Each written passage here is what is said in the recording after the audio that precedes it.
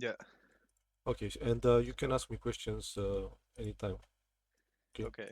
So when you start the project, it looks like this, and you Yeah. can change the background with this here, this um, uh, property, but we'll create our own background. So after you imported everything, let's see how to make platforms. So there are two ways. One is you just create a sprite like that, give it a texture. So let's find the texture here. Uh, okay, Mhm.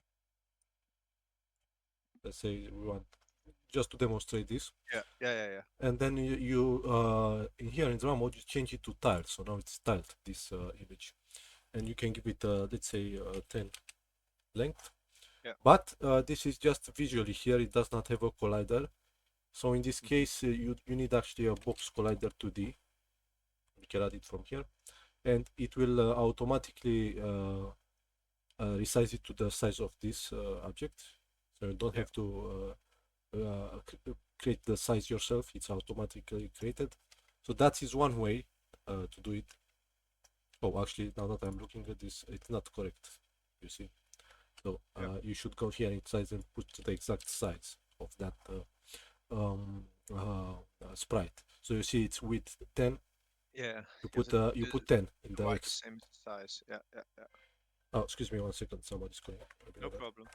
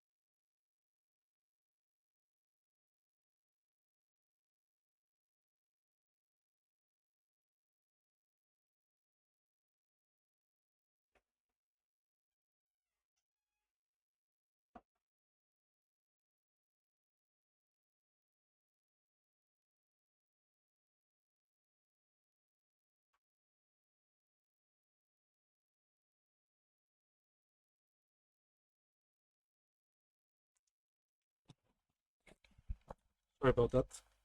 No worries. No All worries. right, so that is one way here, Mhm. and the other way it's with the tile map. Yeah. So let's create one. To create a tile map, you go to the object tile map, and then you have to select depending on what tiles you have here. In this case, uh, the tiles are rectangular, so we'll select that. Let's delete the other platform. And now we need to create a palette so we can draw in this tile map. Yeah. So let's go to tiles here, the tile folder, and create a tile palette, rectangular. Now we can open it in here, window 2D tile palette, and we can add our tiles. Yeah.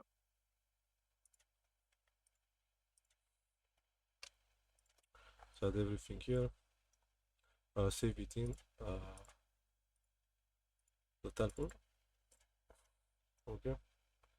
And one thing that you have to make sure is for these tiles to fit in the tiles of the tile map, Yeah. these tiles must have the exact size in pixel per unit. So if this is 16 by 16, then pixels per unit must be the same. Okay. Otherwise, it will not fit correctly into the tile map. Yeah. So let's create some.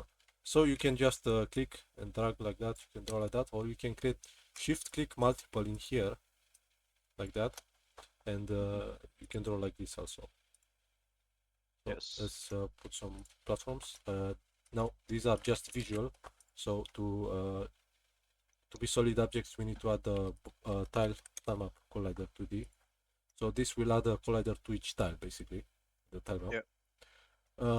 And let's see how to make a background now. For the background, we just create a sprite, add a texture, let's say gray in this case, center it, so we set the position here. And we want it below the platforms, so on -1. And also, this is a sub layer of the layer default, but you can also create your own layers. So you have layers and then sub layers. So let's rename it here to in the inspector to background. And now this needs to be tiled, and let's resize it a little bit. Also increase the size a little bit, something like that. So scale here makes the texture bigger, and then resize it to cover the whole screen. And now, if you want, I can show you how to animate this. If not, we'll just create the object, the fruits that you pick. So, Sure. do you want me to show you how to animate this? Yeah, sure. Okay. In this case, we have to animate by script, so we have to create a script. So let's go to assets here and create a folder for scripts. Inside here, let's say new script, mono behavior. We'll call it background. Now to edit this, you need a Visual Studio or something like that, or a code editor that has the Unity stuff installed. And I will show you how to animate this in 3 different ways. Okay.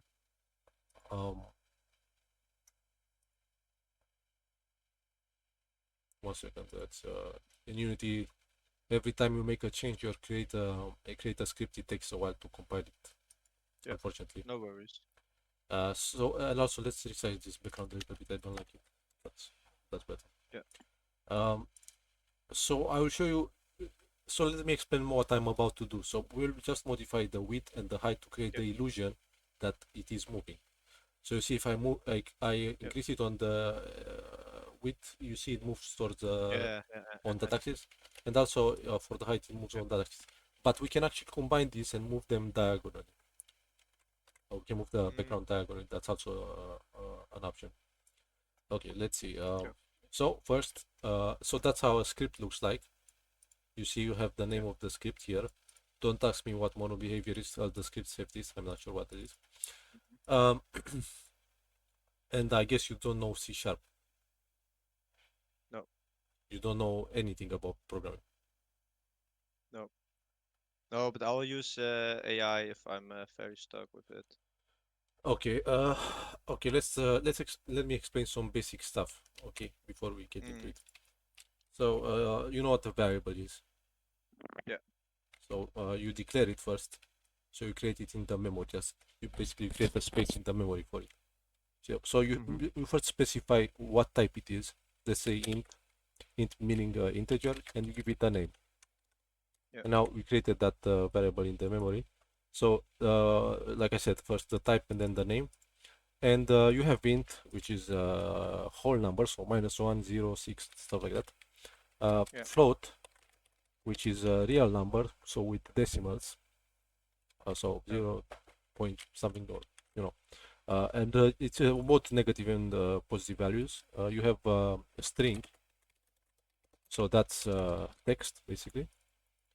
You have character, which you most of the time you don't use. This is just one character instead of a text with multiple. And then you have a bool, which is either true or false. And it's used in if statements. Now this you can also add before this. By default, these are, if you write like this, these are private variables, meaning you do not see them in the inspector, and you cannot access them from another script. And if you want to see them in the inspector, so you can modify them in the interface, Unity interface, you have to say public, like that. Oh, okay. And now that means you can see it and modify it in the inspector, and other scripts can access it. So these are all the important types. Let's delete that. Now, do you know what an array is? A what? Array? Array, yes. No clue. So if I write int sum int, that's just one value, but I can actually have multiple values like this. You add brackets, and now this is an array, so it holds multiple values of type int. So let me show you how that looks in Paint, so you can visually see it. Sure. So array kind of like this. Yeah. So you have so the position starts from 0, not 1, which is a little bit weird, but it starts from 0, so that's the 0 position, and it goes to the length. Let's say it's n, the length. And so these are the position, and then inside you have the value, some value. If it's int, then you have something like 1, -1, 0, stuff like that.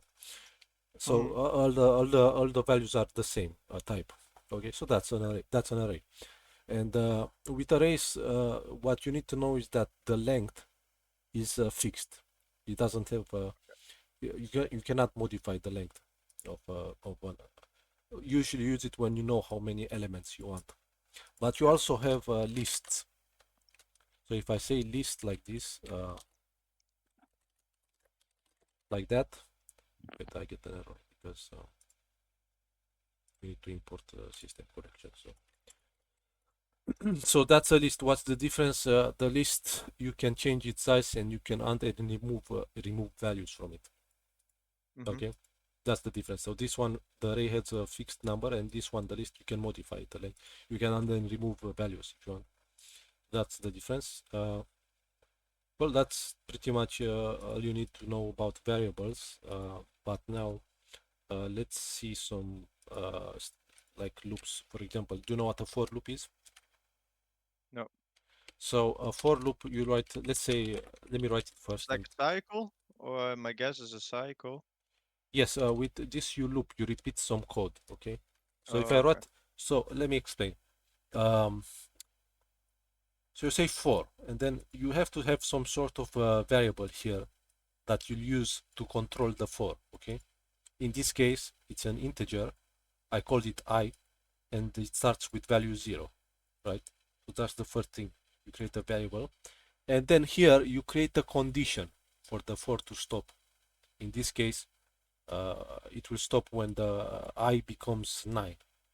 So this means this symbol means when this sorry, so the for will run while this I is smaller, strictly smaller than 10, meaning when it's 9 it will stop the for, and then you modify that variable in some way. In this case, we plus meaning we add 1 to that. So in other words, this for here, whatever you put inside here, it will happen 9 times basically. Sorry, 10 times. Okay. Yeah. So you use this when you want to repeat something, some code, and you know how many times you want to do it usually with the for. But sometimes you may not know exactly when to stop the loop, and in that case you might want to use a while. Let's say some int is bigger than 10. So the difference is a while will repeat whatever you put in here while a condition is true. So here you don't know exactly how many times, but you have a condition. So this means while this int is bigger than 10, repeat this inside. Okay. Yeah. That's while. Then you have if. Let's say the same. So this will run the code inside only if that condition is true. Okay. And about conditions, you can combine conditions. For example, you can say we want this to be bigger than 10, and you can use this symbol here. This means and then you can add another condition. So let's say some. Okay. Yeah. Yeah. Okay. And you also have the. Yes. You also have the. Let me see how to write this. Sorry, I'm stupid. I don't know how to write this. Yes. So this is the or operator. So you have and like this, so like this, and then you have the or operator. So Yeah. you can say and or. Okay. Yeah. Then So you there's two ways to activate it. So either above 10 or one let's say of you them. add a Yeah. different rule. Yeah. So after if you can say else, meaning if so you first check if this is true, then do this. Else meaning Yeah. if this is false, then do something else. Okay. Yeah. But you also have else if, meaning and this means this is false, and then you not only does this need to be false, but also you add another condition here. Okay, so this is false, Yeah. and then you also want whatever you put in here to be true also. So you have else and else. You also have something um, when you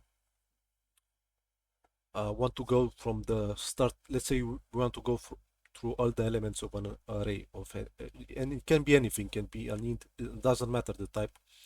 You say for each, you give let's say we want to go to that int array. We say int y in some int array. That's the name of the array.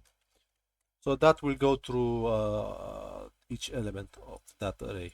Okay, so you say for each the type of the elements inside the array, and you name that variable in whatever you like, and you say in and then the name of the array, and then when you use the I in here, uh, uh, so this will go to each element of the array. Yeah. So that's pretty much everything you need to know about C#. So let's get into how to create how to animate the background. Okay. Yeah. So in Unity you have even the components. So let me show you what the component is. A component is like this. You see the transform, the sprite renderer, the box collider, stuff like that.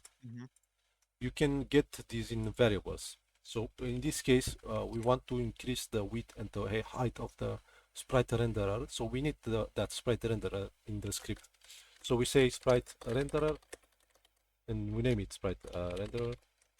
And then in the start function, whatever you, oh, I forgot to explain what a function is. Sorry. So a function is you give some code a name. Okay. Yeah. So function so specify the type of the function. So void means does not return anything, and then you give it a name from function, and you can I'll tell you later. Maybe in here you can use parameters, but that's for later. So you just basically give name to some code, and then you can just use the function instead of rewriting the code inside here. Okay, like that. So you can call the function instead, and you do this because you don't want to repeat the code. That code instead you can just use that, write it once, and then use it. Use the name of the function. Does that make sense? Yeah. Okay, so that's a function, and the start function is from Unity, and whatever you put in here will happen once when this object at the beginning of the existence of the object, basically. Okay. So we have the sprite. We created this in the memory, but now we need to get it from the object. So we say sprite renderer is equal to get component sprite renderer of type sprite renderer. So with this, you can get any component with the get component, and then you specify what type of component. So now we have it, and in this case, we want to move it.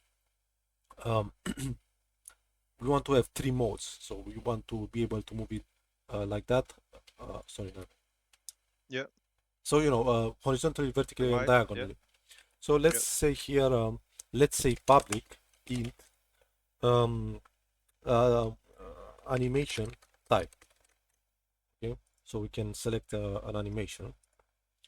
And here in the update, depending on which animation it is. Oh, and also let's say public float animation speed. So we have a speed for the when we increase the height and the width, we have some speed. Okay, so in the update, let's start with the horizontal one. So if this is 0, then we move, let's say, move horizontally. So in here, we just want to increase the width. So we say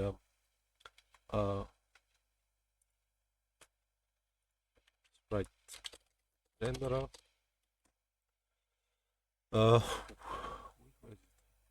Wait, sorry, I don't know exactly how to say. Oh, size. Okay, so size x. Can we add to this?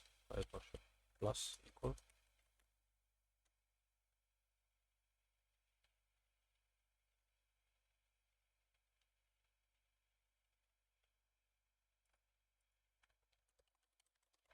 Sorry, 1 second.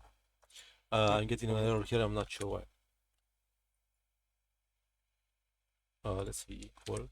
Let me see. It's a problem with the syntax. 1 second. New vector. Yeah. Okay. So this being a vector 2.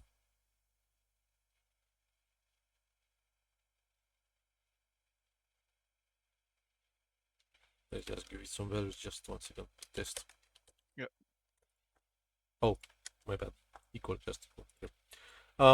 So apparently we cannot modify the x, I think. Let me try once again, just to be sure. Yes.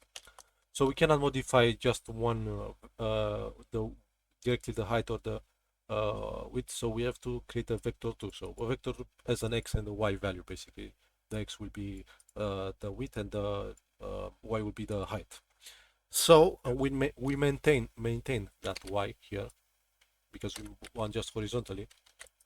And then for this x, we just increase it, so we maintain it, but we add time delta time. So what is this? Okay. Oh, I forgot to tell you. You see, this function is called update. Whatever you put in here, it happens every frame, basically. Yeah. Okay.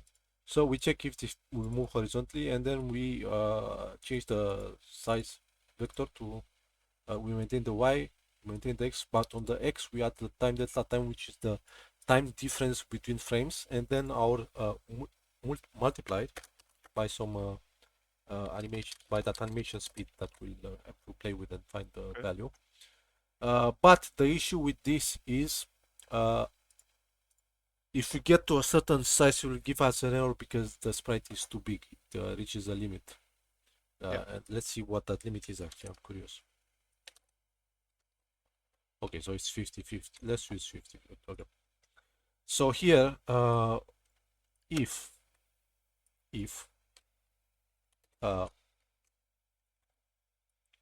the size is bigger than 50, or actually, let's do that outside this.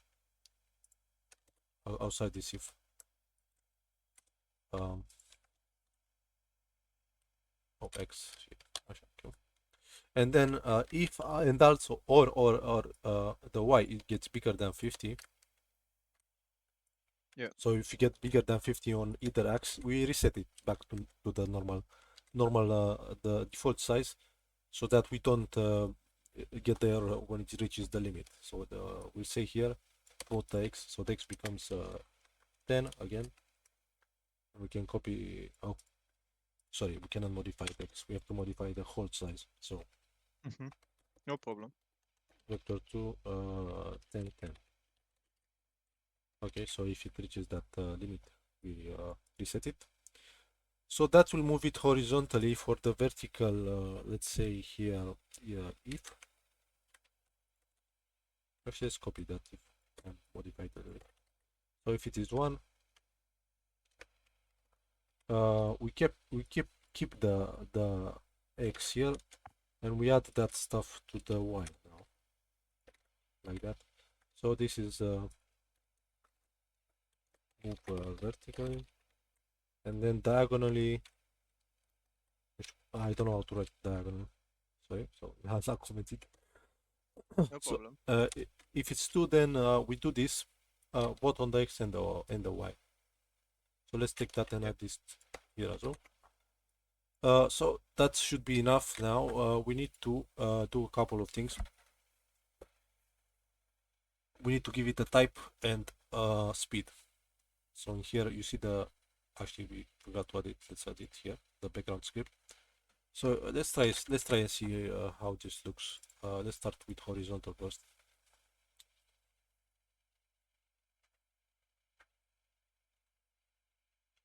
It works, but Oh yeah, nice. it is a little bit fast, I think. Yeah. So let's see 1.25. Let's try the diagonal and see if that works. Oh, because you make it public in the code, you can Yes. now edit it in the Unity. Yes, you can modify it now. So that's diagonal. You see it works. Yeah. We'll keep it diagonal because it looks nice. Yeah. But Yeah, it looks a lot better with the moving background. but maybe decrease it even more, like 0.75. So that's for the background. We had to make it by script because we cannot do it any other way. Or at least I don't know how. So now let's add the fruits with the animation. So how do we do that? Let's create a sprite, and then let's find some sprites here. Fruit.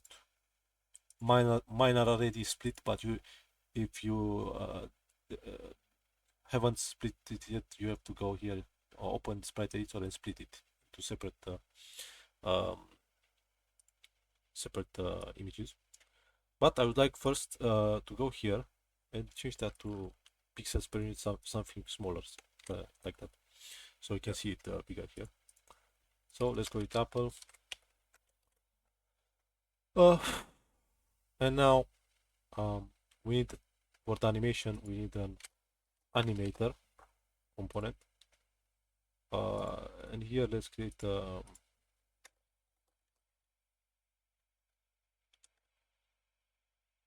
fruit folder or Apple or whatever, like that. And here let's say create animation, call it Apple. So we created an animator control. So let me show you what that is. Now we can add it to our animator component.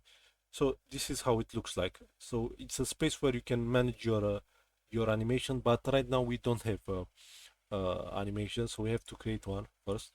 So we click the object where we want to make the animation. We go to Window, Animation, Create. Let's call it Apple, like that. And now in here, in this case, we just drag and drop. Where's my? I lost the fruit. Oh, here. So we just drag and drop the sprites inside like that. Yeah. Now we have an animation. You can see it here, but it's a bit too fast. Oh, nice. This value samples is the speed. So let's make it slower like that. Oh yeah. So now we have this with animations. Let's drag it on the platform like that. And I guess the player must interact with it. So in that case, let's add a circle collider 2D, and let's see how that looks. That's okay. And in here we don't want physics, so we say it's trigger. That means no physics. In other words, the player will not interact physically with it, so we will go through it basically. Yeah. Okay. So that's for the fruit. Now, what else do you want me to do? Excuse me 1 second, actually. No problem.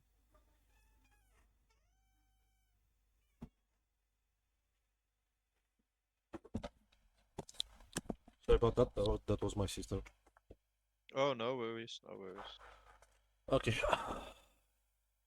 So what else would you like to see? You want me to make a character? For now, for example, no, let's say I want to make different levels. Let's say you Oh, add, yeah, yeah, yes. add the character, yeah, yeah, yeah, add the playable character. This is good. Um, a playable character. Okay, that will take a while to make, Yeah. but we can do that if you want. Oh, not okay.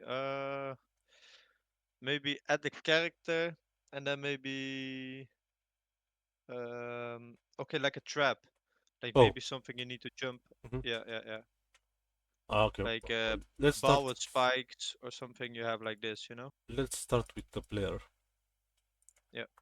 Uh, put it there. I just made the empty object. Okay, for the player we need a sprite render. Sprite render. But let's add one sprite from the sprites here. Okay. Make character. Let's use this one. Are these split? Yes.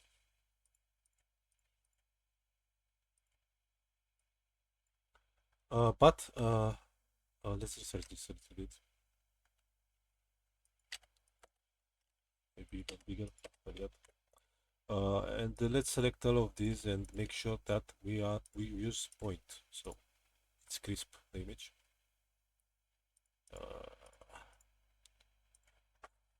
Okay. For this we'll have a number of animations. So let's create an animator first. Create that.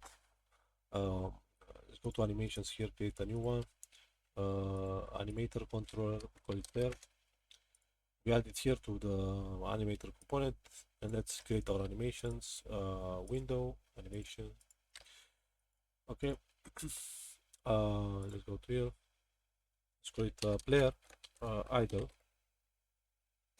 Yeah. and then we go to our images and drag and drop that. Now let's see how that looks. It's a bit too fast. Let's decrease it. Yep.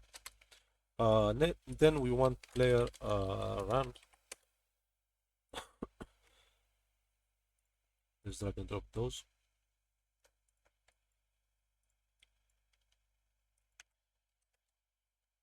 Looks nice. Yeah, yeah, very nice. And now the let's see what else we have here. The jump and fall. Let's do that. Yeah. Player jump. Oh, it's just one straight. And then let's also add the player fall. It's also just one. Okay. Now we have those. You can see them here in the animator. We have all of these. All right. You can drag them around. By default, you see the orange one is the default one, which is idle. And now we want some transitions from one to another. For the running, let's just create a bool because it is running. And then from idle to running, we make that, you see we can make transitions. So we make one from idle to run and one from run to idle. So from idle to run, we want to transition to that if his running is true, and back to idle if it's false.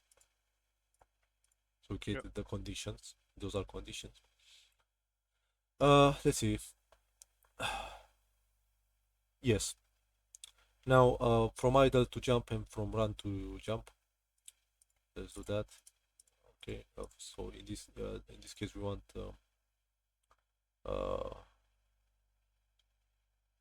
let's see. What if you use a float here? Because I'm thinking if I want to use a bool or a float. Um,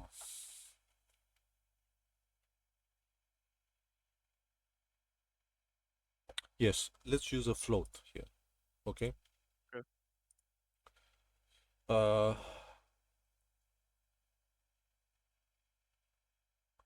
Okay, wait, I should name this. I'm experimenting a little bit, sorry. I want to see if I can No use, worries, no worries. I want to see if I can use a float. So let's call it velocity, or yeah, velocity y. So this will represent the speed on the y-axis. Okay. So Yeah. if that is bigger than 0, here let's say if it's bigger, greater than 0, then we go to jump on from run and from idle. And then after that, from jump to fall here, we go when that becomes less than 0. So if you're falling, in other words, then we go to fall, Mhm. and then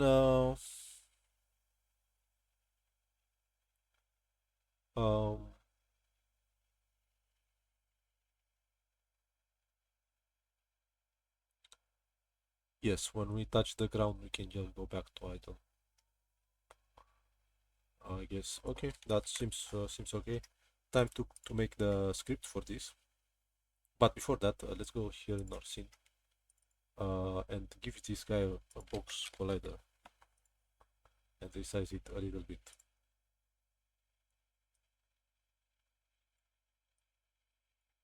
Let me flip that, see how that looks from out. Okay, we'll leave it like this, I guess. Okay.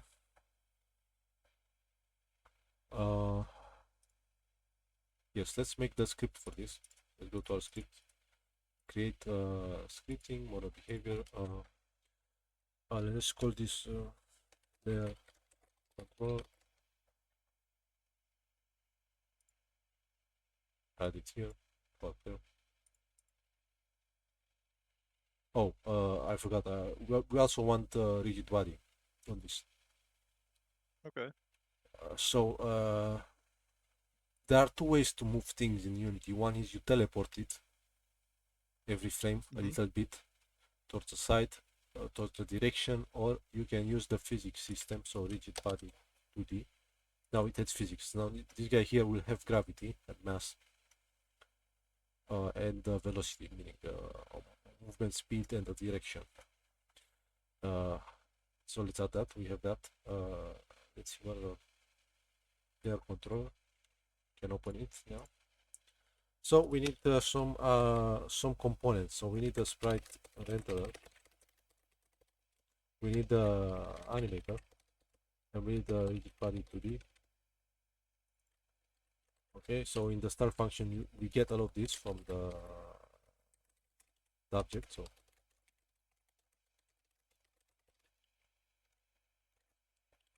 like that. Now we can just copy these 2 times and replace those.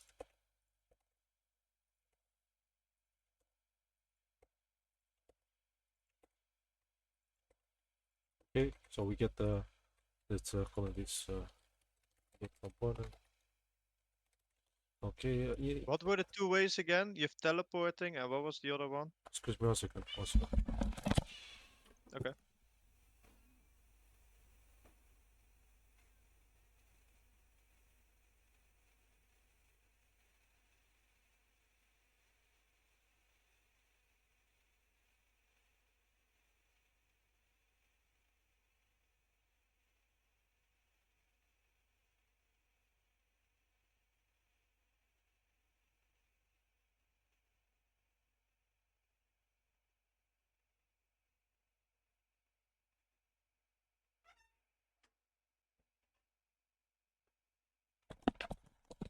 Sorry about that. No worries. You told me there's two ways. There's teleporting, I heard, but what was the other one again? Moving with the physics system, which is the rigid Oh, body. okay. One thing that you need to know, we'll divide this code into 2 parts. One will put it in update and one in fixed update, because the physics will do physics every frame and want to do it in the fixed update, otherwise it's laggy. Don't ask me what's the difference. This update at different times, I'm not sure how, and the fixed update is for the physics systems. I don't know exactly the reason, but let's create two No problem. functions. We'll call it controls update. So we'll put this is for the update, and then another one for fixed update. So in the update here, also let's create some variables here, like public float move speed, public float jump force, and also do you want this to have multiple jumps or just one?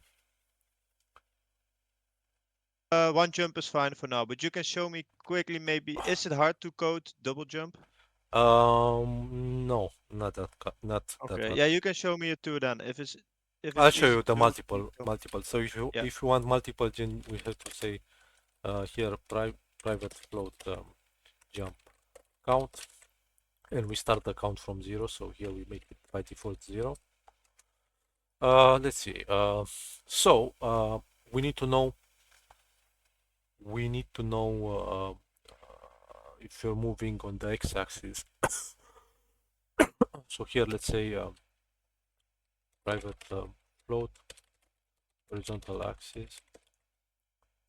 So in the update, we first need to know if you're moving. So this is input to get.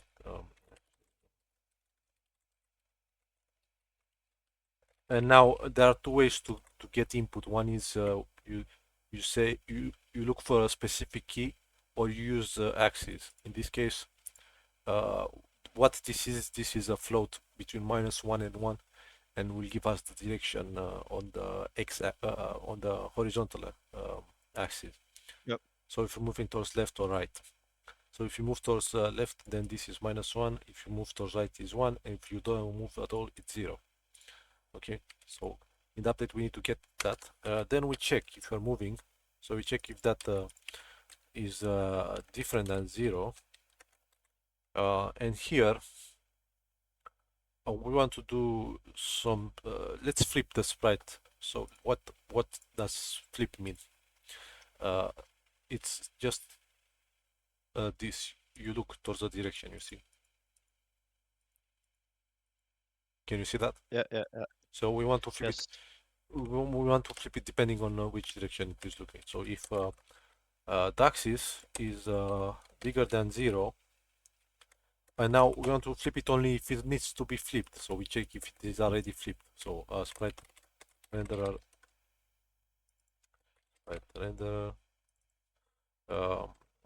flip x is let's see, by default it is disabled. So if it is enabled, so it's true. Then we make it false. So sprite render flip x is false. And then here we put another if, but with a different reversed values, like that. So here we flip the sprite depending on move direction. Okay, and also, so here we check what this means is we check if we are moving. We want to enable the animator. So let's say enable animation. Animator set boot is, I think, is running. Make that true. So that will enable the animation. I think that's pretty much it for the else. So in other words, if we are not moving, we want to disable the animation. So disable, so that becomes false.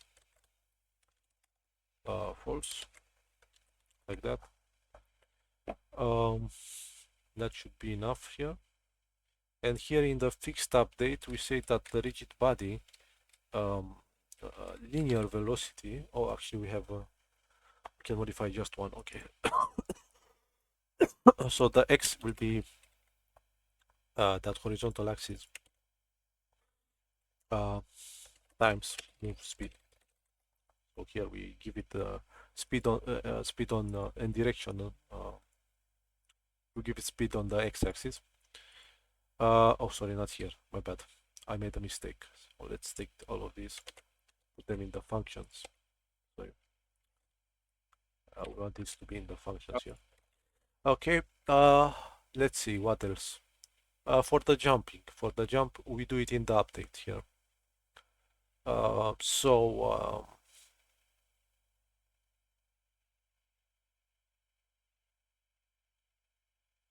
Also, let's update that animator every frame for the jump. So let's say here movement, and then let's create here jump. So for the jump, first let's update animator. So animator set float velocity y. We set that to the rigid body velocity y. Okay, every frame. And now, so here we update animator for the animation, and then we want to check for input. Get key down, W, so key code W, like that. Oh, sorry, if that.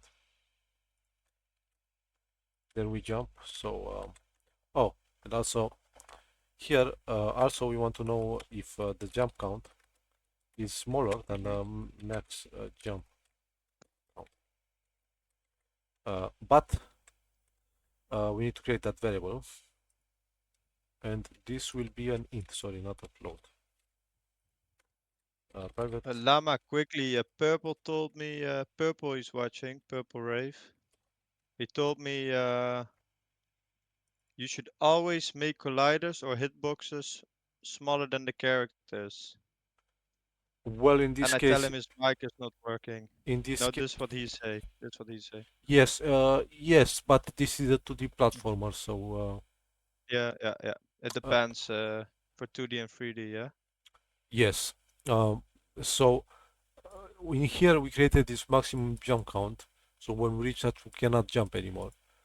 So Okay. if we, in other words, let's say here if we can jump. So if we can jump, if we press the key and our jump count is smaller than the maximum, we jump here. So rigid body velocity y becomes the jump force. And then we say jump count plus plus. So we jumped one, so we increase that by one. Let's put these functions in the updates. And also you want to reset the jump count when we collide with the platforms. So in here we say on collision enter 2D. If collision compile tag platform. So what is a tag? You might want to ask me. Oh, collision dot collider dot.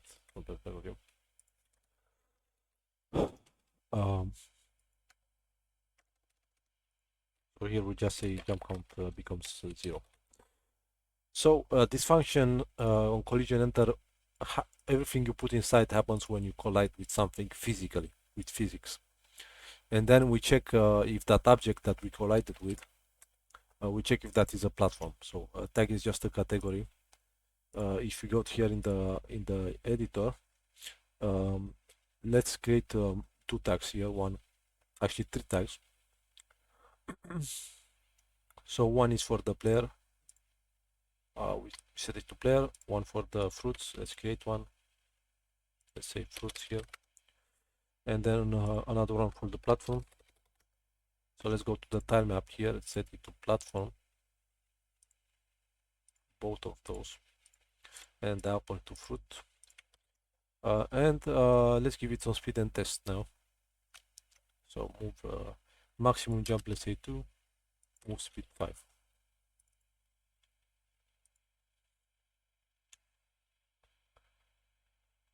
Oh, And also Yeah. here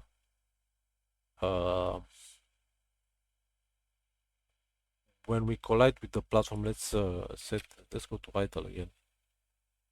So animator. Wait, before that, let's see if we can do it in the animator. I'd like to move from this back to idle, but I'm not sure if it is possible.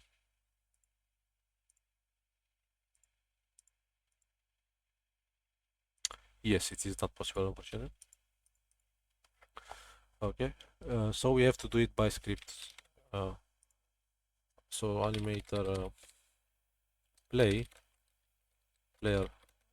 idle.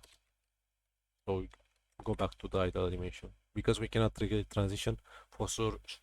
For some reason, it doesn't let me say it's equal to 0 the velocity, so I have to do it by script.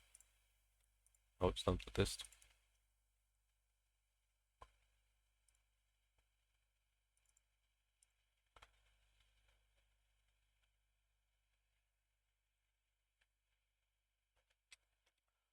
Yep, yeah, we do have an issue with that.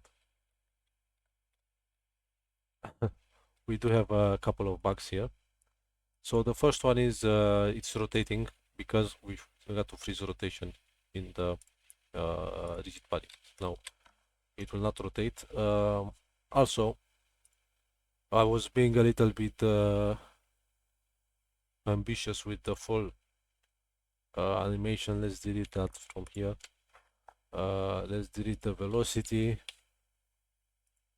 and just let's make a bool here. It's jump. So from this to this will be instead jumping through. Jumping is true. Okay, and then from this back to those, jumping is false. And then if we go to running if you are running, and to idle if you are idle. So jumping is false, and running is false as well. Let's review those, make sure it's there's no exit time. Okay, so now we'll have to adapt the code a little bit. Run.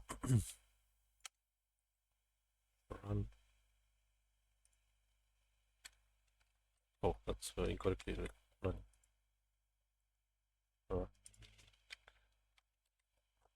Make sure that's the same name here in the animator. Yes. So now here, instead of this, we set the bool, which is jumping to true, and here we set that to false. Instead. Okay. Let's. Now you're fixing the errors. I am creating another wave for the jump. Oh, okay.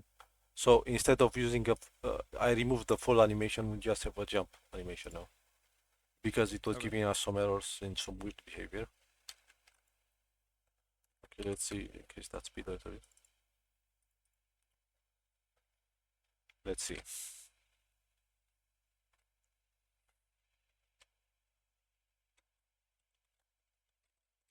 Okay. Yeah. Let's see that animator here. It is through the jumping. Oh yeah, of course.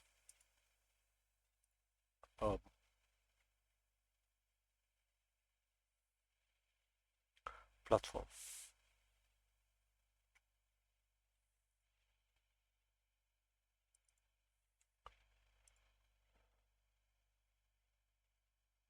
Oh, I see. Yes. The force here we need to give it also a jump force. It was 0, so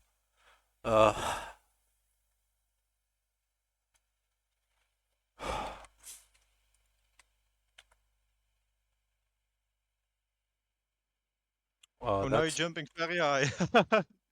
But Yes. it's good. So you just need to limit it, I guess. But it looks cool. You can make all of this. So what do you need to do now? You just we have a bug. make the cap? We have a Oh, bug okay. here with the jumping. For some reason,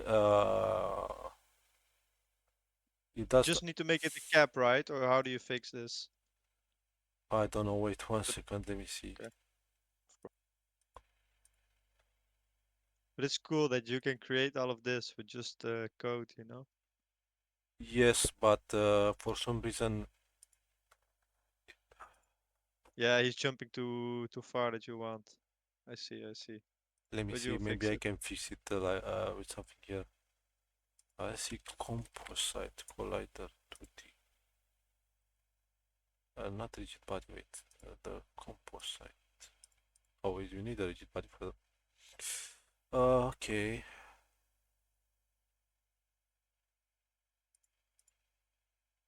I don't know what I'm doing. Wait, let's go. It is not colliding with it for some reason. Um,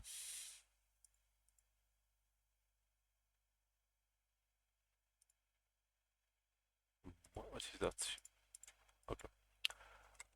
Uh, let's give it a rigid body because I'm not sure what I should make it static. Maybe that will fix it. I'm not sure. For some reason, it doesn't. Oh wait, what did I write here? Collision collider compared to that is okay.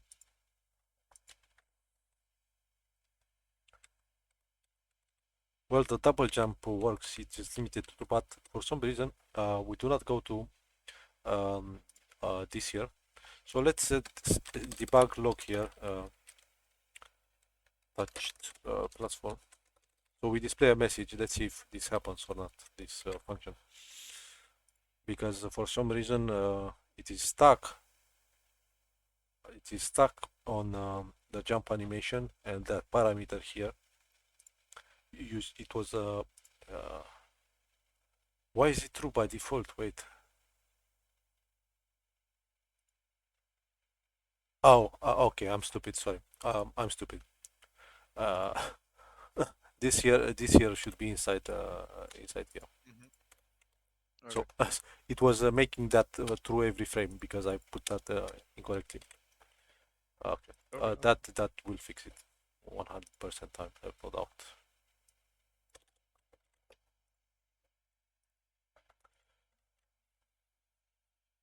And I think you're curious to see how to interact with fruit.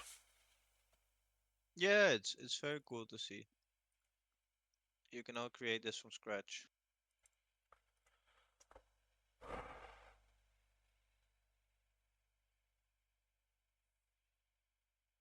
So you see now it is working. Everything is working. The jump maybe is not that Yeah, great. looks good. No, but looks good. Yep. Um, let's increase the jump count a little bit,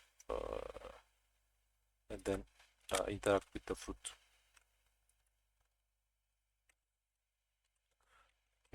Um, okay, for the fruit, I guess we want some visual effect for that. Um, let's see if I have one here. Effects.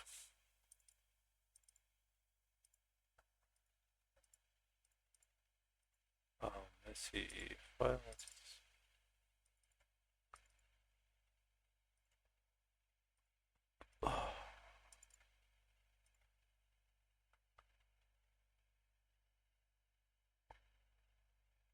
Well, I do not have something good for this, but let's see actually this stuff here. This could work here. This could work. Okay, let's create a visual effect for when we touch the fruit. So the player is on layer 0, the render layer, and then the apple, let's put it on 1, and then that effect that will create now, fruit effect. Let's put that on 2 above everything. Okay, so in here let's drag one sprite of this. Okay, we need an animator. Let's go to animations, create a photo fruit here. Let's say fruit effect. Add that here to the animator. Go to window, animation, create fruit effect. Okay, now let's add those frames. Also, let me show that this is point here. It's pixel art. Okay, let's play that. It's too small. I have to resize it.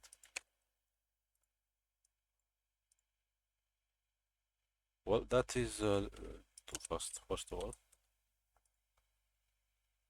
And it's not looking good for some reason.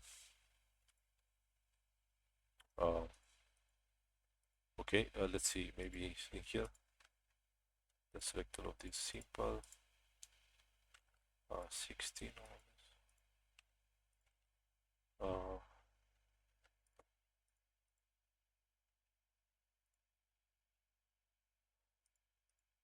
And then let's change the pixels per unit here. Okay, let me delete everything here. And then try again. Yeah, now it's good. But Yeah. it is a little bit too big. So let's go. Let's make it smaller. Okay. Now we have that, but we want at the end of the animation to delete this effect. So now for that, let's create a script for that.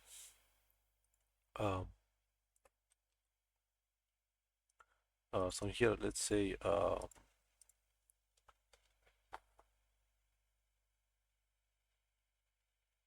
we want a script that just has a function to delete it. So we can let me delete that. Sorry.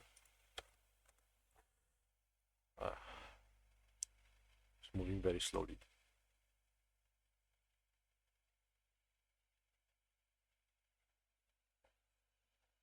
Okay, so in here, mono behavior.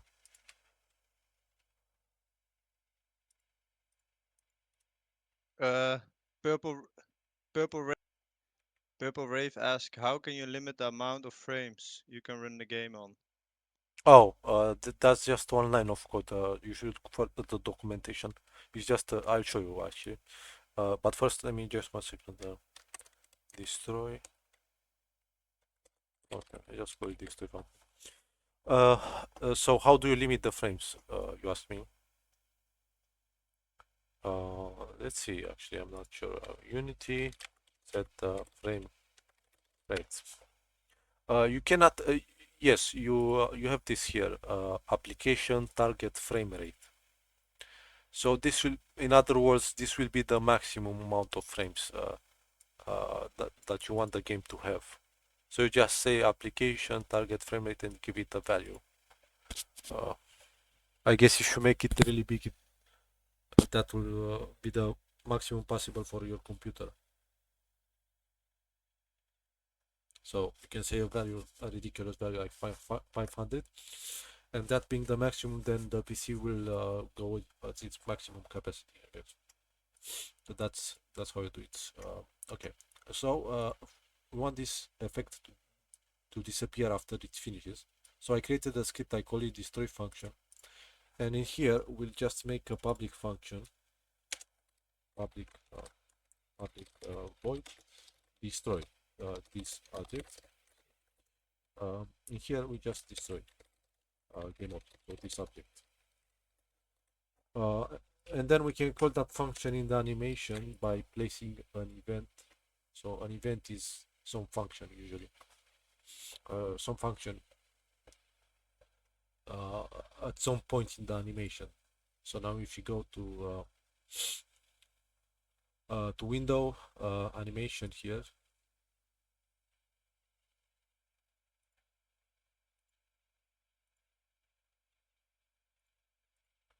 we can go at the end of the animation here at the last frame and click this button, which creates an event, and you see we can select a function now. So we select the destroy object, so it will get destroyed at the end, but on the last frame of the animation.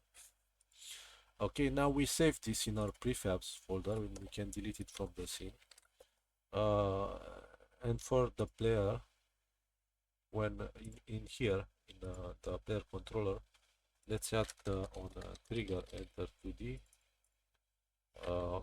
and also we need here public game object with effect. Okay, so here in trigger, so this is on collision without physics. So you know that the Apple has a collider that does not have physics, so it's a trigger. So when we collide with triggers, we check if it is the fruit. So if collision compare tag, it is fruit. If it is fruit, then we do two things. We spawn the effect. So unchecked. So that means spawn. In other words, then we have to specify what we spawn. So fruit effect. Where we spawn it at the fruit. So collision transform position. That's the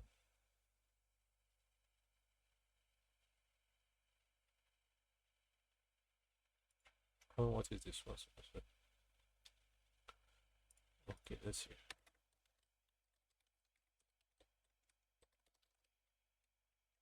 Yeah, it was giving me an error. I don't know why. But again, so instantiate means spawn.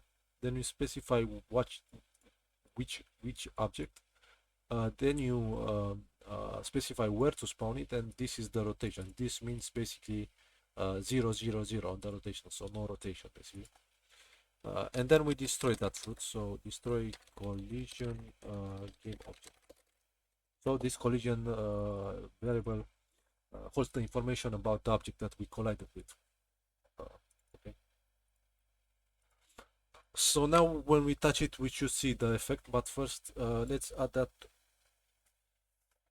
to our player script, like that. Okay, and let's see now when we and actually let's actually make duplicate that item.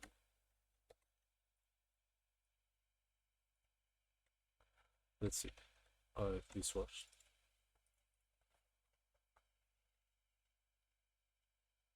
Okay.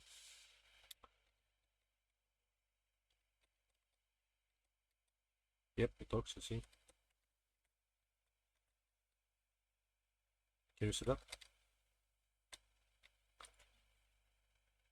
Yep.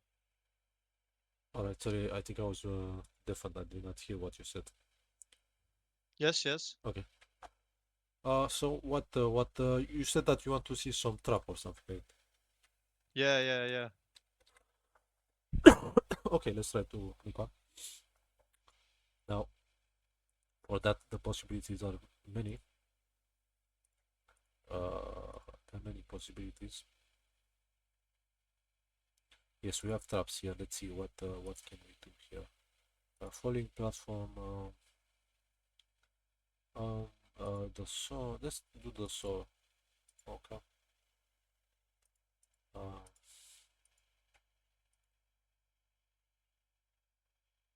Let's do a simple one.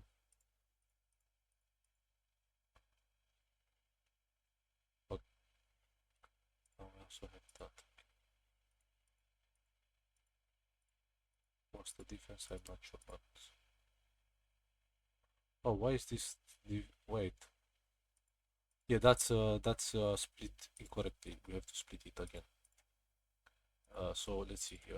Cell size 30. No, it is 38. Yep, that's the exact size. Yeah, now we have that. That will be the animation for the trap. Let's make sure it's point here. Okay, we have this chain here. Make sure that is point as well. Also, let's make sure this is pixel per unit the exact size. And this one is 8 by 8, so let's make sure this one is the same. Okay, so let's start with a sprite. Add one sprite here. Okay, let's put so, I guess. And then this will have a chain, but okay, so first of all, this will be tiled, and then let's resize that to something smaller, 0.5, yeah, something like that.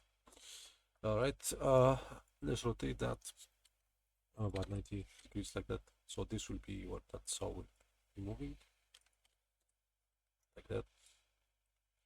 This should be below the player. So the player is on 0. Let's put that on -1, and the saw above the player, so on 1. Okay. Oh, now it's okay. My bad. So we need to decrease the background now.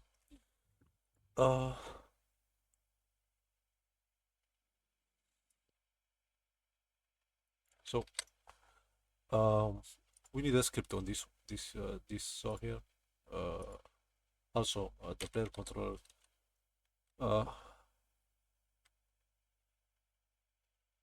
The player should have some HP now, but we'll do that afterwards. So let's create a script for this.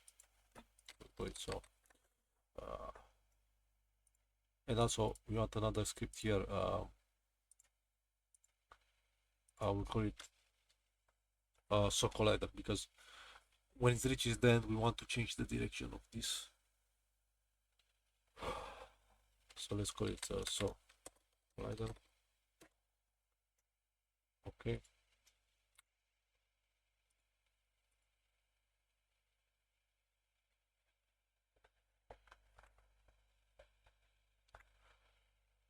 Okay, and then let's call this just chain.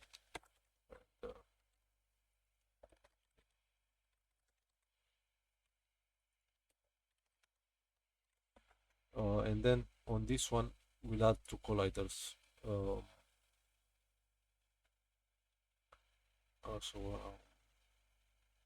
Just an empty object like that with the box collider 2D. Place that here on the top, and one on the bottom like that. Let's rename this to saw collider without physics trigger. And the saw also, let's make sure this one has a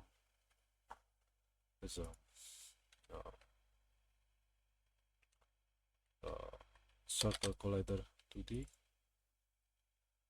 Okay, let's put it somewhere on this chain, something like that.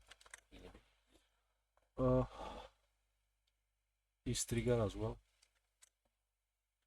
Okay, but now this should be positioned a little bit away from the chain like that. And we want an animation on this, but first let's call that let's give that trap. Okay. Trap that. So let's give it a trap tag. So let's create a animator on the trap, and also create a controller. Okay. Now we add this here. Create animation. So animation. Create, and we go to find the sprites.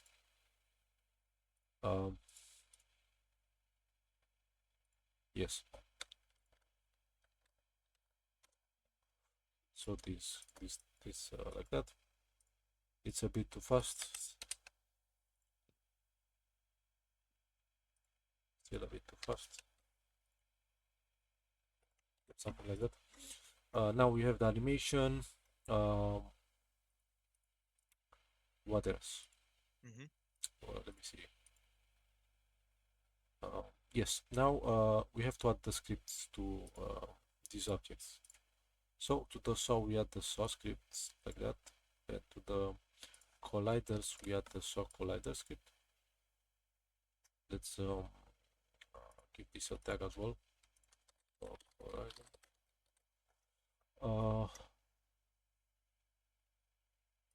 We added that, yes. Now it's time to okay, for the saw we need a public float move speed, and maybe a rigid body, I'm not sure. Yes, wait, I have an error here. So for the saw we need a rigid body to move it. And this one will be kinematic, meaning, let me show you actually the body 2D. This property here, kinematic, means it can only be moved by script. And let's freeze the rotation just in case I don't interact with anything. So let's go here. We need the public vector to starting direction, so in which direction moves by default. And in the start here, we just say, actually we need a rigid body, so private rigid body 2D. We get it in the start function, so get component. How do you autocomplete? I don't know, but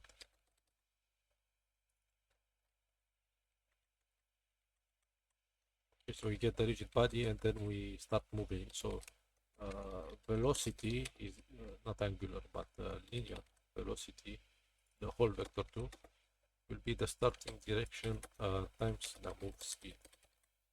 Okay, let's read the update. We don't need that. And when now let's open the saw collider script. That will only be a script with one vector 2, which will be the direction which it should move. So let's open that. Okay, and delete everything. We can need the public vector to move direction. Okay, we can close this. Now for the chain, for the saw, we want in here actually use the on trigger enter 2D, and if we collide with the saw collider, so if collision compare tag, if it is a saw collider, then RB linear velocity, so the move speed and the direction will become the move speed times the direction from the saw collider. So times, in here we say collision that get component saw collider move direction. So to make it actually clear, instead of using this, let's just say here vector 2 equal to that.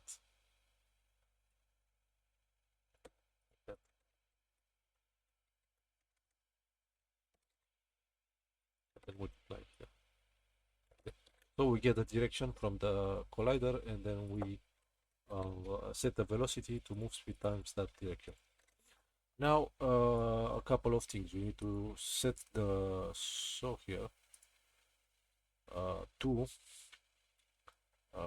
set two things: the direction and the move speed. Okay. So in here we do not have the script. So let's add the script first.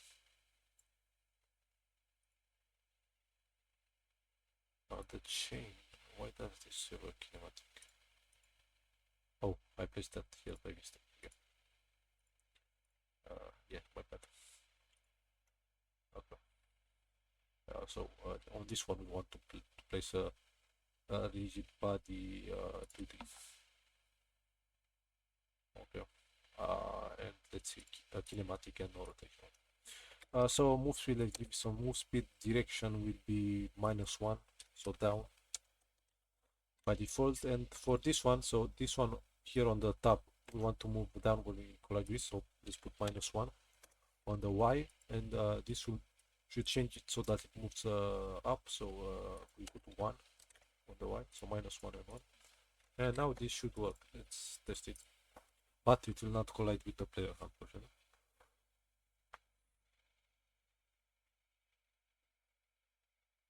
Oh, well, we have our first error here. Let's see. So collider is not defined. What do you mean? Oh, I wrote that incorrectly, and I forgot to add the tag here. So this should be so collider, and this should be trap. Yes. And in here, I called that incorrectly. Collider. So it was looking for it, but it's not defined because it was the wrong name. Okay.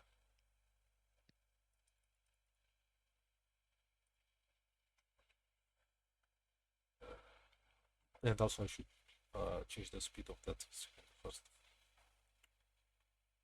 So you see it's working, but it's very fast.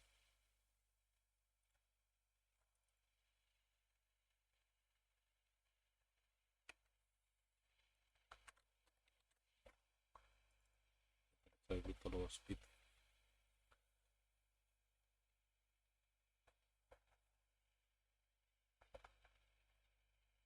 You see? Yeah. Now it is working. But you see it does not interact with the player yet. So is this good enough? Do you want me to explain Yes. anything else? Mm, it's a lot. Oh, it's a very good amount. Let me think. I think for now, yeah, maybe like a way. For example, you have the objectives now, yeah? You programmed the double jump, the apple, the objectives. How can you easily now move the objectives? Like make different. How can you like make this level 1? And how can you make level 2, level 3, level 4, Yes. level 5? Yes, okay. I think this is important. So let's call this level 1. Yeah. Okay. How do you transition? That's what we are asking. To another scene. Yes. Okay, let's make a level 2 and make it a little bit different. Okay. So Yeah. I'll just control D and duplicate the level. Now double click to go to it. This is basically the same scene but duplicate. Let's call it level 2 and change the background so we know that this one is different. Okay, let's make it pink. Okay, so that now we know that this is level 2 because of the background. Let's go back to level 1. Okay, I'll just show you. It's super simple, but first let's add this to the build. So you go here to build profiles and where it says open scene list, let's add all the scenes here just to make sure it works. Okay, so now there are do you want me to create a transition effect from one level to another? Yeah, sure. Okay, then we have to go get some sprites here. I just need this white square here. Okay. And this will be good for you because I will show you some code that is very useful. Okay. So we'll make some UI for the transition. So for that, let's go to UI canvas. So this will hold UI basically. And if you go here, you see it says render mode screen space overlay, meaning this whatever UI you put here will be on top of everything. But you can also use it sometimes with world space, meaning let's say we want the HP bar on top of the player. and we want that to move with the player, then we want to place the UI in world space on the player. So we use the world space render mode here if you want to do stuff like that. So you want to put UI in the world space, okay? But for this, we just want a transition effect, so it will be above everything. And then you see here UA scale mode, constant pixel size. You will never, almost never use this. You want the UI to adapt to different screen sizes, so you should use scale with screen size and give it some reference resolutions. I just put Full HD here. I'm not sure what it means, but now it will adapt to different screens. And in here, for this, just want a panel like that on top of everything. Make it completely white. So let's call this loading screen. Okay, let's add our square here. Make it black like that. Let's add a canvas group component. What is that? We'll use this. We want to add a text here. Okay, so let's add a text. Let's call it. Actually, we have to import that. Sorry. Unity recently changed its text from the Unity one to a custom one, and this one is much better. It has different fonts. It has you can even outline to the text.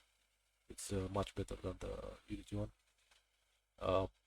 So I just want to add the text here that says it's loading. That does it. Yep. Okay. So let's rename this to loading text. Change that, center it here on the alignment, like in a Word document. Center it. Loading. Reloading. Now resize this a little bit, like that. Change the font. Like that. And now let's go. If you double click on UI, you see that now we go to the UI UI in the scene. It's separate from the world space, as you can see. And now these here are anchors, are used to adapt UI to different resolutions. I just like to place these in the corner. So in other words, this text will always be here in this square, and will resize, will stretch if the screen size is smaller or bigger. Now that we have that on the image, the black image here, that is the parent of this text, we added the canvas group so that we can fade the transparency of both this and the text. As you can see, we can fade both. You see. Yep. By default, this is 0, and also we don't want this to be interactable, and we don't want this to block raycasts. Okay. And the raycast is like a collider, but it's basically a collider in shape of a line that lasts one frame and it's used to detect stuff. Okay. We'll go into that maybe another time. Yeah. So let's go to actually let's create here a game manager. Let's call it actually level manager. We call it level manager. In here, let's create a script. Scene, not scene, scripting for level manager.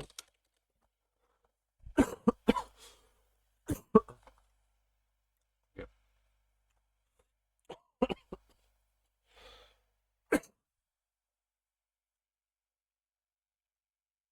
Sorry about that. Oh, no worries.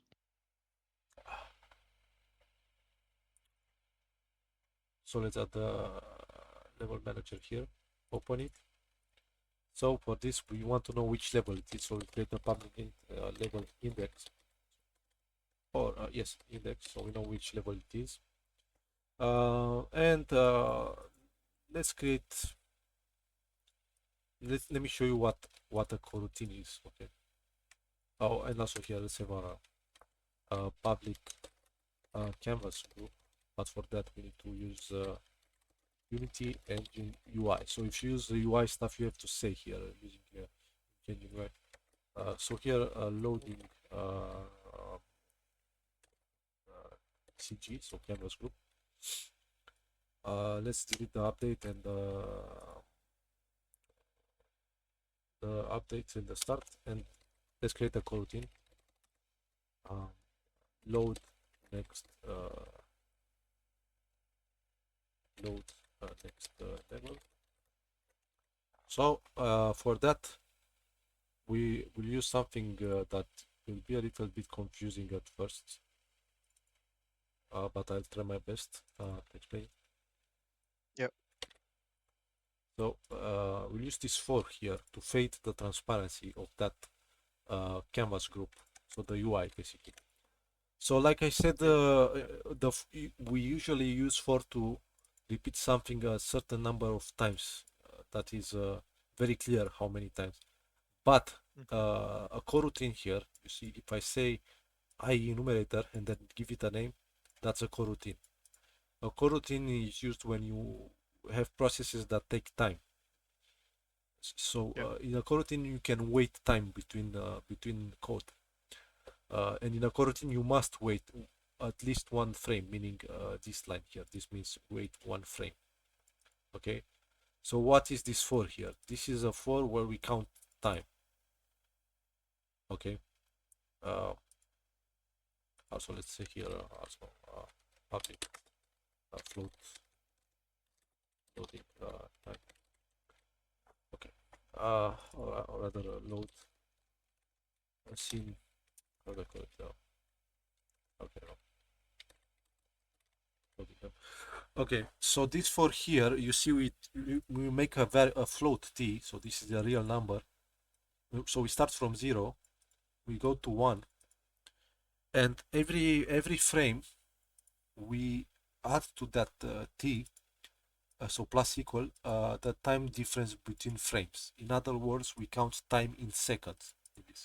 So go from 0 to 1, so that's 1 second. Okay, but you understand that? Yeah. Yes, but then how much is one? How much is it? Let's say on wait, can you repeat it? One frame is how long? Depends how many frames the game is, right? How long a frame is. we are not talking about visual frames. These are frames like Oh, in the okay. CPU. Oh, okay. Could you repeat it then? What was the question? No question. I just ask you if you understand what this is. No. You It want me has to? to do with like it has to do with the time. Yes. Let How me long let me explain. the Let me explain. So repeat? instead of counting steps, we count time. Okay.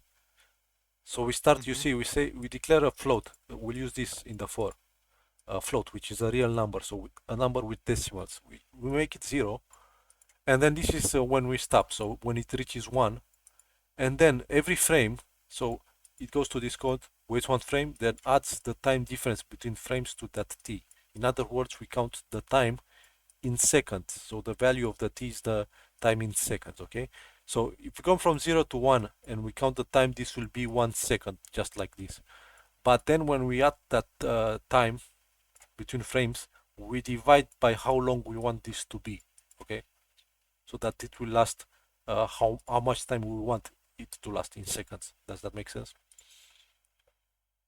Yes. So in other words, this for here will last that loading time here in seconds.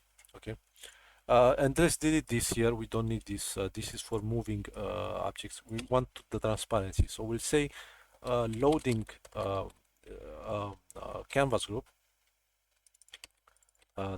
dot alpha, so the transparency is equal, and then we'll use mathf lerp, and in here we go from 0 to sorry, not yes, yes, from 0 to 1, and then here's the t. Okay, so what is this, you ask me? So this is the transparency, the alpha of that canvas group, and this function here, mathf lerp, selects a value between a starting point and an ending point. Okay, using a value between 0 and 1 at the end. So 0 representing the starting position and 1 representing the ending position. And as you can see, our t here goes from 0 to 1, which is what we want. Okay, Mm-hmm. so basically it will go from 0 transparency to 1 in that t amount of time, basically. I hope it Yep. makes sense. Yep. But here at the end, you see that this t is it stops when it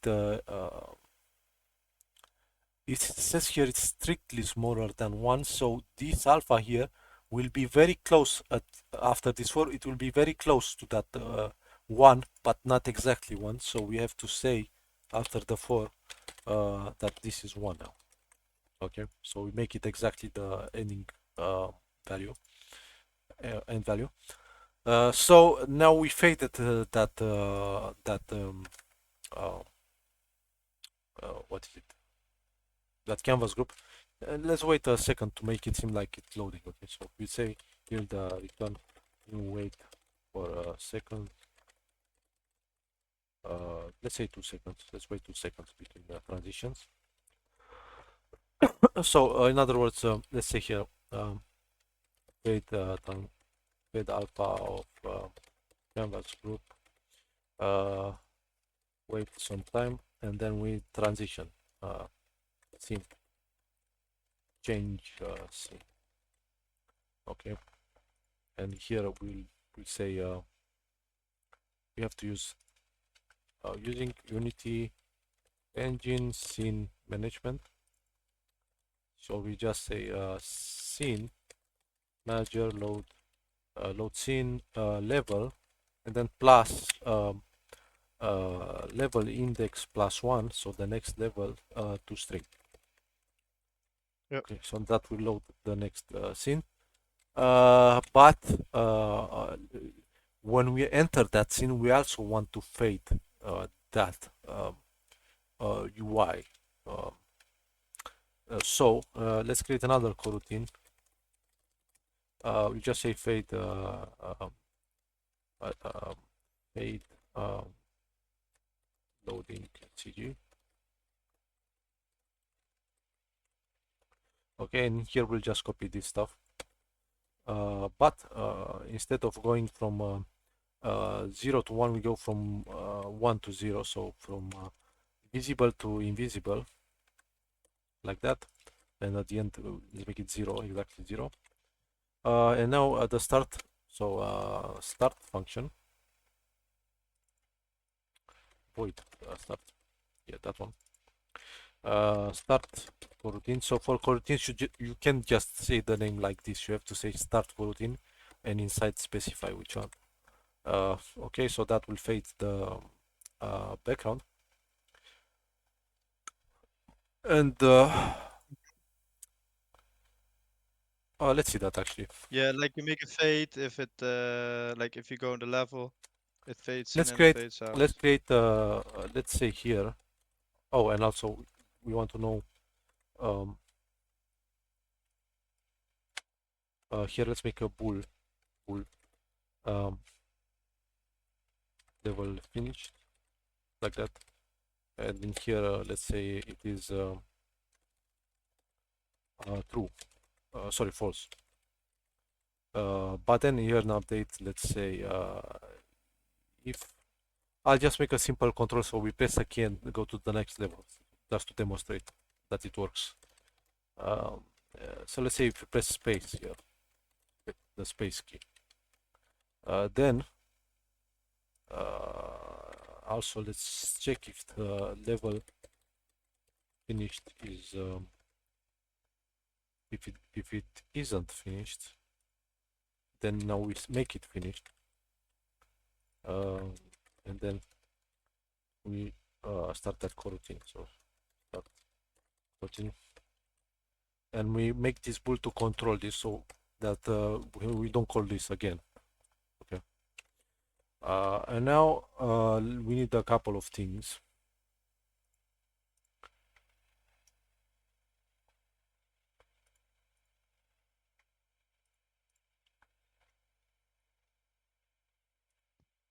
So let's see. This is index 1. Let's drag the loading screen here and give it some time. And now I actually want to delete level 2 here. Um, yes, let's delete the level 2. 1 second. And make this loading screen alpha 1, so it's like that. Okay, now we can duplicate Yep. it. We can duplicate it and rename the level to level 2. And now you just need to change this to index 2, and that will work. Add it to our build here. Delete that one. Not this. Okay. Now we go to level 1 and let's see if it works. Oh, and also actually let's make this true by default, and then in here at the end when we after it's loaded, make it false, so that we don't overlap two coroutines. Okay. So now this should go to transparent at the start of the game in 2 seconds. Mm-hmm. And then when I press space, we should go to the next level. Also, you have to limit this by creating a maximum level at some Okay. point.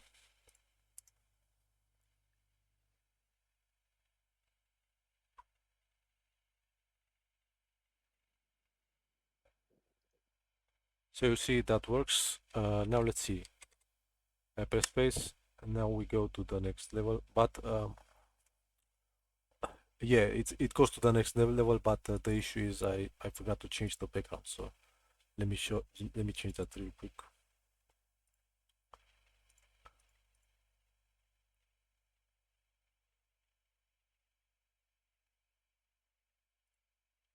Let's just put the pink in here.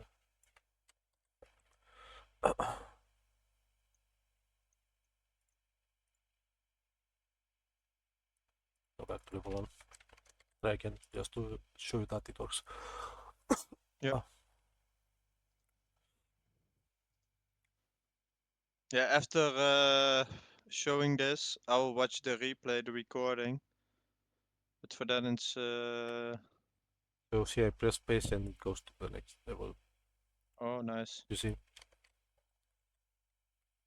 Yep. I can actually send you this project if you want. Yeah, sure. You Send can. me the project and just yeah, upload the recording somewhere because I do have to watch it like a few times, you know. I'll put And it I'm gonna be busy. on YouTube, and I'll Yeah, send that's you, good. and I'll also send you the project. But if I Nice. send it to you, you need exactly this version of Unity. You see this one. I send it to you in the chat. Otherwise, you cannot open it with another version. So let's see.